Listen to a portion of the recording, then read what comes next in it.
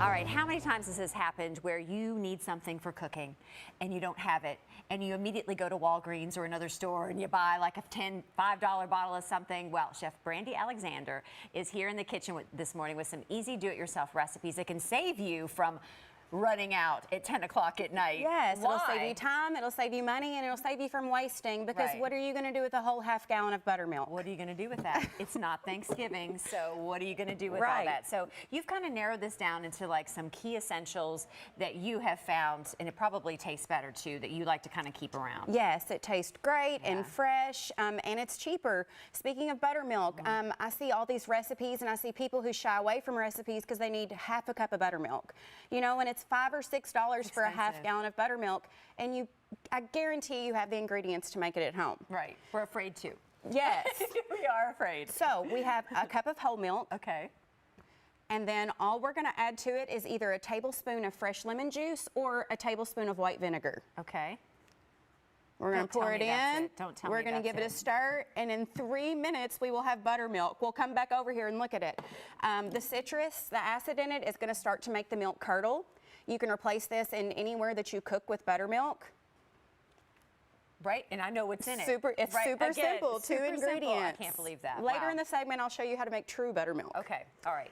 Next thing we have here is mayonnaise. I love these cute videos of you were here at home, like making this stuff, right? Oh my goodness. Yes, and I've had so many people tell me that they've subbed this buttermilk out, and it truly works. It's going to taste just as great. It's probably, you know the ingredients, you know it's going to taste good. All right, I'm so sorry. You were going to make next what, mayo? So the last time you picked up a jar of mayo, did you look at the ingredients? There are a million things inside of it. So many preservatives and things you just don't need.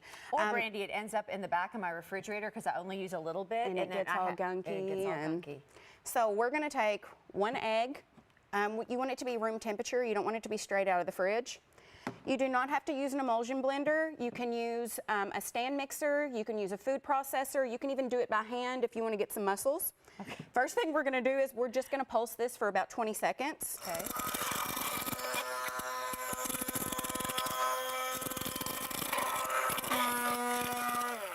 Then all we're going to do is we're going to add a tablespoon of vinegar. You can use white wine vinegar, red wine vinegar. You can even just use regular white vinegar if it's all you have. We're going to add a tablespoon of Dijon mustard. Okay. And we're going to add a little bit of salt. We're going to mix those up.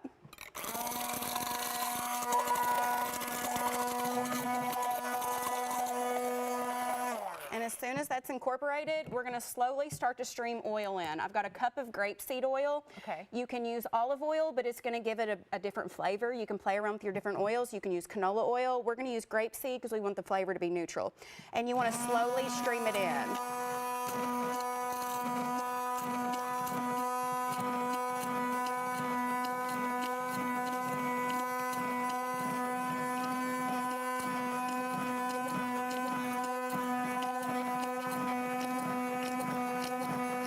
See it starting to thicken up. Yep. And at first I was like, the color's not right. Now it'll keep getting whiter. How much oil do you put in there? We're adding 1 cup of oil. 1 cup. So we have 1 egg. You already have it measured. Yes. Right. Okay, I got you. We have 1 egg, a teaspoon of Dijon, a tablespoon of vinegar, and salt. That is fascinating. It's turning color. Did you see that? And you can see it's thick and creamy. Just add a little bit of lemon juice there at the end.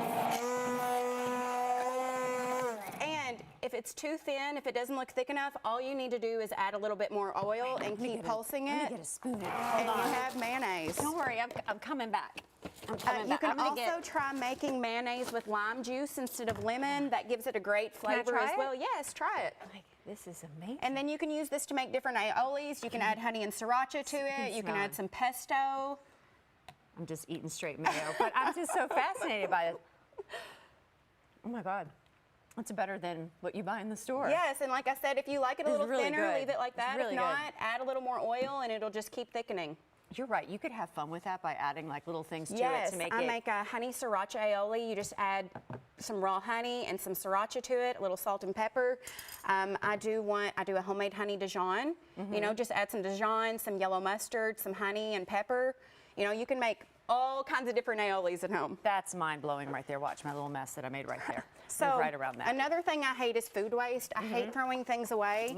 And I make, you know, applesauce for my daughter. I make apple cider, baked apples at home, or just apple slices. And you have all of these apple scraps that you're going to throw away. Right. And, well, I'm going to show you a use for them. Don't throw them away. All you've got to do is take you a quart-sized jar, shove your apple scraps in them. Now you're going to want to use some good apples, like get you some organic apples and wash them off real good, you know, because we're making something with them. We're going to put the cores down in here. Okay. We don't waste anything in my house. So far all we have is... I bet everything goes to use in your house. So we've got some apple garbage in here, and we're just going to add 2 tablespoons of white sugar and water. That is all you need. Yes, so we're gonna fill it up. You wanna make sure that your apple peels are completely covered in the water, so however much water it needs to cover them, it doesn't have to be an exact amount. Then you're gonna give it a good shake to mix up your sugar really good. The sugar is essential. You have to have the sugar. It's gonna help it ferment. Okay. And then are you going to leave it to sit and do its to business for a while? Take something loose like a thin cloth or a piece of cheesecloth, put over it, put your rubber band on it. You want to set that in a cool, dark place for 2 weeks. After that, you want to strain all the liquid out. Now you're going to actually throw your scraps away. Put it back in the jar and put it back in the cabinet for 2 more weeks. And you have apple cider vinegar. You see the end result here in the video that you posted on your Instagram page, right? Yes, the full video for all of these are on Instagram at chef.brandi. And when you're finished, if you have a big blob in your jar, that means you've made the mother of the vinegar. The mother. It's good. It's a good thing. You can make more vinegar with that. So if you see a gelatin blob in there, that's okay. It's good. Yes. But once Save it your like vinegar in a cup and then make another one. What do you do with it? I'll do another segment on that. Yeah. Once your vinegar is finished, that's when you're going to put a real lid back on here and just keep it in the cabinet, and it lasts forever. It's never going to go bad. Because when that fermentation process is taking place, you're just putting that cheesecloth on top. You're not sealing it up. You want this to breathe. You want it to breathe. So until the vinegar is finished, you know, leave it in the cabinet for 2 weeks. Take all the apple stuff out. Put the cheesecloth back on for 2 weeks. Then you have vinegar, and then you can seal it at that point. Again, you're going to have us hooked on the fact that we know exactly the ingredients that are going into these products. All that's in there is a little bit of sugar and your apple scraps. And that, I'm mind blown over the mayo, right? My absolute favorite thing to make, though, is we have homemade butter. Yes. So I'm going to start this during our break. Okay. All I'm going to put into this food processor is 2 cups of heavy cream and 2 teaspoons of salt. Okay. While we're gone, I'm just going to turn my food processor on high for 3 minutes, and I'll show you guys what happens when we come back. Making homemade butter. All right, you can check out everything that Brandi just did. It's all on her Instagram page, on TikTok as well. You can connect with her at southern-flair.com and check out, once again, all those videos. Well, the Big Stomp is an annual